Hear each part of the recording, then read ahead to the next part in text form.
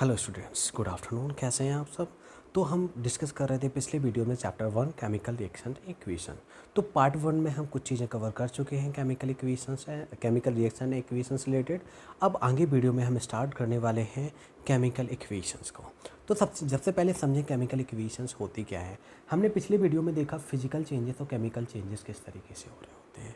Okay, तो पिछले video में जो फिजिकल चेंजेस और केमिकल चेंजेस देखे हमने, तो केमिकल चेंजेस जिन रिएक्शंस में होते हैं वो क्या होती हैं? Chemical equations. ओके, अगर हम इन्हें वर्ड्स में डिफाइन करना चाहें तो क्या होगा? The representation of chemical equation in terms of symbol and formula.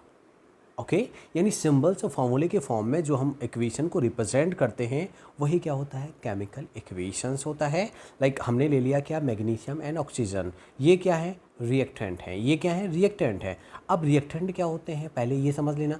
जो अगर यहाँ पे कोई एक सिंपल इक्वेशंस गिवन है like magnesium plus oxygen, magnesium oxygen से क्या बना लिया हमने? Magnesium oxide. ओके, यहाँ पे जो मैग्नीशियम और ऑक्सीजन जो लिए गए हैं ये क्या है? रिएक्टेंट्स हैं। अब रिएक्टेंट और इसके सिंबल के एरो सिंबल के अपोजिट साइड जो होते हैं वो क्या होते हैं? प्रोडक्ट होते हैं। तो सबसे पहले रिएक्टेंट होते क्या है ये समझना है। The substance which are used in the reaction, यानी वो सब्सटेंस जो रिएक्शंस में पार्ट लेते हैं। कोई भी रिएक्शन हो रहा है, अगर उस रिएक्शन में वो पार्ट ले रहे हैं उनको कहा जाता है रिएक्टेंट। और ये हमेशा लेफ्ट हैंड साइड में लिखे जाते हैं। जो भी रिएक्शंस होता है उसके LHS यानी लेफ्ट हैंड साइड लिखे जाते हैं। The reactant are written on the left side, यानी LHS with plus symbols between them. और उनके बीच में जब जितने भी रिएक्टेंट्स होते हैं उनके बीच हम क्या सिंबल ऐड करते हैं? प्लस सिंबल के थ्रू उनको ऐड कर देते हैं। इसी तरह अगर प्रोडक्ट की बात करें तो प्रोडक्ट क्या होते हैं? The substance that are obtain after reaction. Okay, reactions के बाद जो हमें प्रोडक्ट मिलते हैं वो क्या होते हैं?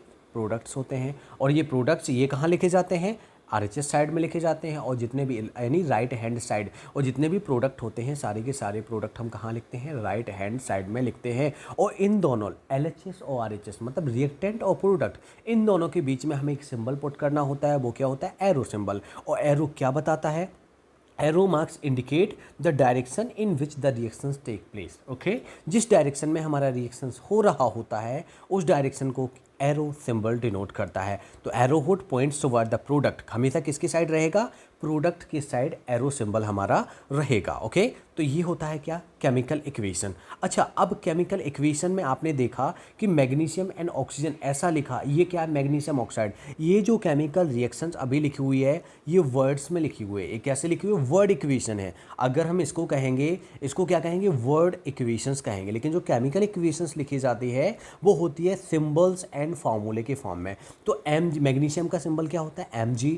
और Mg प्लस क्या? O2। Mg plus O2 is equal to क्या? मैग्नीशियम ऑक्साइड, यानी MgO का यहाँ पे क्या हो जाएगा? फॉर्मेशन हो जाएगा। तो इस तरह से हम इस केमिकल इक्वेशंस को जब लिखेंगे तो पहले क्या बना लेंगे? Word equation. ठीक है, तो हमने मैग्नीशियम प्लस ऑक्सीजन ये रिएक्टेंट में ले लिया और प्रोडक्ट में ले लिया क्या? Magnesium oxide. अब इन्हीं को सिंबल्स के थ्रू जब हम रिप्रेजेंट करेंगे तो वो हो जाएगा केमिकल इक्वेशन। ओके, क्या होगा? Chemical equation. अब इस केमिकल इक्वेशन को हम कैसे लिखते हैं? पहले तो एक क्या बना लेते हैं? स्केलेटल बना लेते हैं कि एक साइड हमने लिखा मैग्नीशियम और एडिशन सिंबल के साथ क्या लिख दिया? O2, और प्रोडक्ट क्या बना दिया? MgO2। ओके, तो ये क्या होगा? जस्ट एक स्केलेटन बना लिया है हमने। तो it is a basic equation representing the chemical in terms of symbol and formula which is not balance. अभी ये रिएक्शन क्या है? बैलेंस नहीं है। हमने सिर्फ MgO2 को लिखा और MgO लिखा। और कभी कभी ये already sometimes this equation already balance, कभी कभी ये खुद से भी बैलेंस हो सकता है। लेकिन क्या होता है? हमें इसको बैलेंस करना भी ज़रूरी होता है। अब जो रिएक्शंस हमने लिखा है उस रिएक्शन को बैलेंस करना भी ज़रूरी होता है। तो अगर हम बैलेंस इक्वेशन की बात करें तो क्या होता है कि नंबर ऑफ एटम्स जहां रिएक्टेंट साइड में, उतने ही नंबर ऑफ एटम्स कहां पे होंगे? प्रोडक्ट साइड में। तभी हम उसको कहेंगे वैलेंस इक्वेशन। ओके, क्या कहेंगे? Valence equation. ओके, अब यहाँ पे देखा आपने कि केमिकल इक्वेशन को किस तरह से लिखा गया। वही मैंने बात की थी आपसे कि Mg प्लस O2, यानी हमने Mg प्लस O2 को MgO बना लिया है। ये क्या? वर्ड इक्वेशन से अब हमने लिख लिया इसको सिंबल्स ऑफ फॉर्मूले के फॉर्म में। एक स्केलेटन रेडी कर लिया हमने कि Mg plus O2 is equal to क्या बन गया है? MgO बन गया है।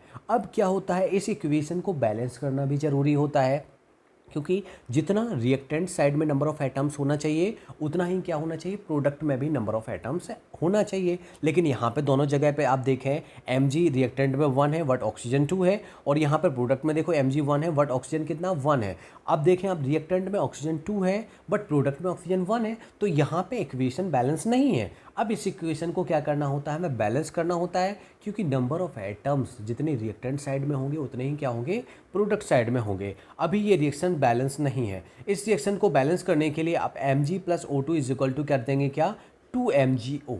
Okay 2MgO। अब Mg का 2 हो गया तो यहाँ पे भी हम रिएक्टेंट में भी क्या लगा देंगे 2Mg, यानी ये हो जाएगा 2Mg plus O2 is equal to 2MgO। इस तरह से हमारा रिएक्शन क्या हो जाएगा, बैलेंस हो जाएगा। ओके हमें रिएक्शन को बैलेंस कैसे करना होता है, ओके यानी बैलेंस केमिकल इक्वेशंस की जहाँ पे बात कर रहे हैं उनमें हम क्या करेंगे, रिएक्शंस को बैलेंस करेंगे। और बैलेंस क्यों करते हैं, उसका रीज़न होता है law of conservation of mass. क्या होता है reason, law of conservation of mass, मतलब कि जितने रिएक्टेंट साइड में मास होगा उतना ही मास कहाँ पे होगा, प्रोडक्ट साइड में होगा। यानी मास के अकॉर्डिंग, लॉ ऑफ कंजर्वेशन के अकॉर्डिंग क्या होता है, mass neither created not destroy, only convert from one form to another.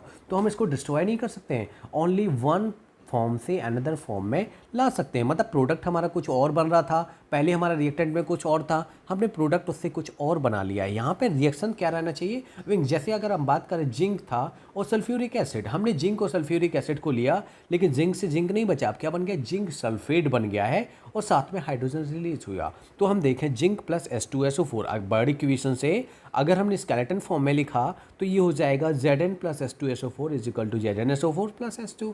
अब देखें यहाँ पे क्या हमारा रिएक्शन बैलेंस है, तो एटम्स जो कहाँ पे हैं, LHS साइड में है, और उसके अपोजिट जो कहाँ है, LHS साइड में है। ओके दोनों को क्या करेंगे, रिएक्टेंट जो होते हैं LHS साइड लिखे जाते हैं, और RHS जो होते हैं वो प्रोडक्ट्स जो होते हैं वो RHS साइड लिखे जाते हैं। तो आप देखें जिंक कितना है, 1 है, दोनों प्लेसेस पे 1 है, रिएक्टेंट में भी 1 है, प्रोडक्ट में भी 1 है। हाइड्रोजन की बात करें तो यहाँ पर रिएक्टेंट में भी 2 है, और हम देख रहे हैं यहाँ पर प्रोडक्ट साइड में भी हाइड्रोजन कितना है, 2 है। ओके अब हम सल्फ़र की बात करें, सल्फ़र देखें रिएक्टेंट साइड 1 है और प्रोडक्ट साइड भी कितना है, 1 है।